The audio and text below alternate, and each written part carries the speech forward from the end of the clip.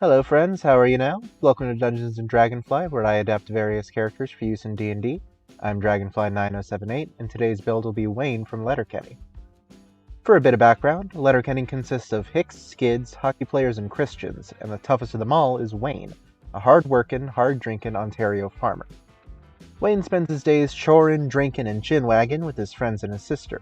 Despite his young age, he's highly respected in the Letterkenny community, not only for his skills as a farmer and a fighter, but for his personal skills and his ironclad morals. So what do we want from this build? Well, it's the toughest guy in Letterkenny, we need to be good in a scrap. We'll also need to be a pretty good guy, with a strong code of conduct and a willingness to help the community. And finally, it's a tough life picking stones in a northern climate, so we'll need the skills and abilities necessary to run a farm in the Great White North. Looking over at ability scores, Wayne isn't really bad at anything. He's strong, he's tough, he's smart, people like him, none of the ability scores really feel like a good dump stat for him, so I'll be going with a point buy to make his stats as even as possible. We can get 3 13s and 3 12s off a standard point buy, so distribute those as you please, but make sure that Charisma's a 12. Wayne's a Canadian, and Canadians are usually humans in my experience. I do like the Keldon human from Dominaria for Wayne, which would give us proficiency with athletics checks and strength saves, as well as making us adapted to cold climates, but we already get all of that from our first class automatically, so we'll actually go with non-variant human to make all our stats either 13 or 14. Lots of folks respects and appreciates Wayne, so take the folk hero background, which comes with everything a farmer needs. We get proficiency with animal handling and survival, as well as with land vehicles and one set of artisan's tools, like say carpenter's tools, to fix a fence or put up a new produce stand after some fucking degens from upcountry burn it down. We'll start off as a barbarian, getting 2 skills from the barbarian list. Or we would, but Tasha's introduced a new feature called Primal Knowledge, which gives us an additional skill from the Barbarian list at 3rd and 10th levels. So combine that with Folk Hero, and we actually just get the whole list. So that's Athletics, Intimidation, Nature, and Perception. Unarmored Defense will let us use our Constitution and Dexterity modifiers for our AC, which is good since Wayne doesn't wear any armor beyond his steel-toed boots and some flannel. Danger Sense will give us advantage on Dexterity saves against things we can see, like spells and traps. And Fast Movement ups our walking speed by 10 feet, because fuck can we run. We can make a second attack with the attack action thanks to extra attack, and roll an extra damage die when we crit with Brutal Critical. But barbarians are known for their rage. Now, Wayne gets annoyed by many things, but there are 2 big things that really set him off. Number A, disrespecting or insulting his sister, and number B, animal cruelty. We can rage up to 4 times each day as a bonus action, getting advantage on strength checks and saves, getting +3 to our damage with strength-based melee attacks, and resisting all piercing, slashing, and bludgeoning damage. And if we're really itching for a scrap, we have Feral Instinct, giving us advantage on initiative rolls and letting us act normally in a surprise round if the first thing we do is enter a rage. You shouldn't sneak up on people. It's dishonorable. 3rd level barbarians get to pick a primal path, and while Bear Totem is attractive since all Canadians are at least 1/16th bear, I've opted for the Tundra path of Storm Herald instead. We get a 10-foot storm aura that gives ourselves and creatures of our choice 4 temporary hit points when we enter our rage, and when we activate the aura with our bonus action while we're raging. If Wayne's legitimately mad, then all his friends are as well, and they might ignore a hit or 2. But remember, temporary HP doesn't stack, so you'll just be refreshing the stock of 4 with each activation. We and creatures of our choice within our aura also get resistance to cold damage. We don't suffer from extreme cold in an environmental sense, and we can touch water to freeze a 5-foot cube of it for a minute, though we can't freeze creatures in it. We get 2 ability score improvements as a barbarian. We'll use the first for the Menacing feat, bumping our charisma to 14, giving us expertise and intimidation, and letting us trade one of our attacks for an attempt to scare a humanoid within 30 feet. We make an intimidation check against their insight. If we succeed, they're frightened of us until the end of our next turn, giving them disadvantage on attack rolls and ability checks while they can see us, and not letting them move closer to us willingly. I don't know about you, but if I saw Wayne slowly walking toward me, unbuttoning his shirt cuffs, I would be scared shitless. We use our second ability score improvement to even out our 2 remaining ability scores to 14.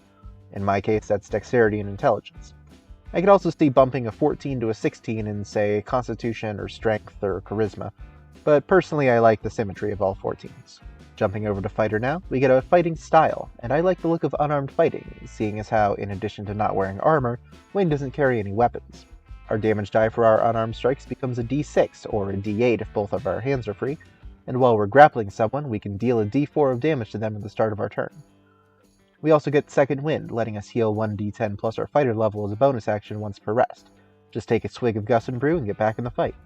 Action Surge lets us take a second action on our turn once per rest, and Indomitable will let us reroll a failed saving throw once per day. Now, Wayne's a real good guy, a real gentleman. He's the type of dude who'd ask a pretty girl to twist at a sock hop and take her out for a milkshake.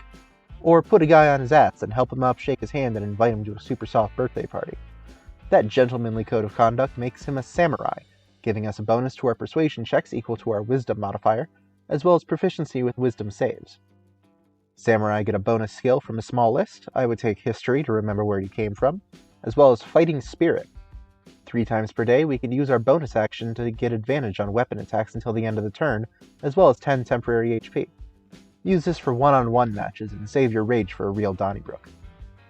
Since we're 10th level, our Tireless Spirit will also give us another use of Fighting Spirit whenever we roll initiative without any uses remaining. For our 3 ability score improvements from Fighter, we'll be taking some Feats.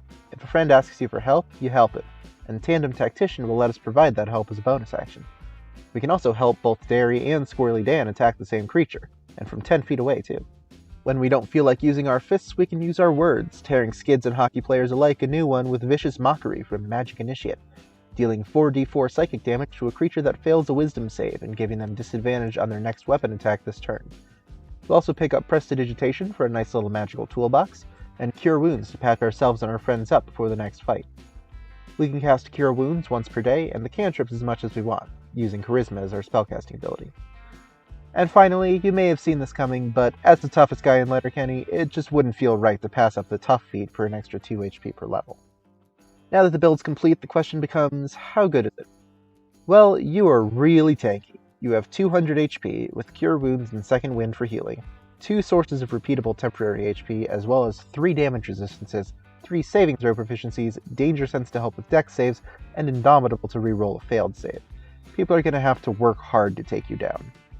You're also decent at supporting your friends, with your Storm Aura providing temp HP and damage resistance to your friends within 10 feet, a bonus action help action in the same range to help 2 of your allies hit hard, and Vicious Mockery and Menacing for some at-will debuffs. And you have a nice mix of skills, from athletics to animal handling to intimidation, making you ready to handle most any situation that comes up. On the other hand, as much as I like having all your ability scores be the same, 14 isn't exactly high. All of your ability score modifiers are only +2, so even things you're proficient at aren't super good. You also have a lot going on with your bonus action, with your Fighting Spirit, your Rage, your Storm Aura, your Second Wind, and your Help action all competing for attention. And finally, your only source of magic damage is Vicious Mockery, which does no damage on a successful save, meaning that you might struggle against folks with high wisdom and resistance to non-magical damage. But that shouldn't really bother you. There aren't many of those wandering the wilds of Ontario. The most you should really have to deal with are some degens from upcountry and some Frenchmen from Quebec, so take a swig, flick away your dart, and get after it. I hope you enjoyed the build. If you have any feedback or suggestions of characters to build, please leave them in the comments below. I do have a backlog of characters to get through, but I don't have a specific order to them, so if I get an interesting suggestion, there's no reason I couldn't do it sooner. Thank you for watching, friends, and I will see y'all later.